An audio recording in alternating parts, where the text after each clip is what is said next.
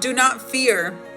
Here in Numbers 21:33, it says, and they turned and went up by the way to Bashan. So the Og king of Bashan went out against them, and all his people to battle. Then the Lord said to Moses, do not fear him, for I have delivered him into your hand with all his people in this land, and you shall do to him as you did to Sihon, king of Amorites, who dwell in Sheshbon. So they defeated him, his sons, and all his people until there was no survivors left, and they took possession of the land. And God is reminding us that we are on our way to the promised land. And the obstacles and the opposition and those things that we face, they're part of the plan.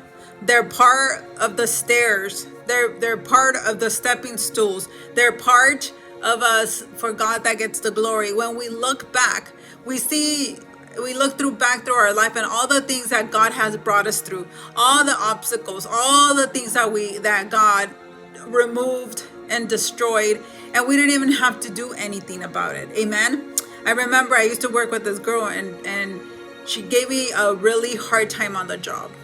She would be like sending text messages and saying like, oh, make sure that when you come in tomorrow at 7 o'clock, you have all the instruments washed, and then you have this and this and this. And like the whole time she was like that. And she would always, only to me, just be checking me because she was a manager. When it would be lunchtime, she would send me to lunch way early. It was like 11:40, and then she was like, you take your lunch so you can come back. And she was just like super annoying.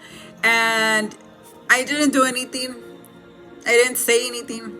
I cast my cares upon the Lord. And then one day they sent me to another office to go cover. And I'm like, okay, you have to trust in God no matter what happens. They sent me because somebody else wanted to go, which is fine. So I went to another city. I went to go cover at this other job that I had never been to. And everybody was nice over there. See, God protects you. Then I went back the next day to my regular job, and then they said that girl had, that she didn't get what she wanted, and she walked off and she left the job. So there she was gone. And when she was gone, I actually had peace at that job. So sometimes you just need to not do anything.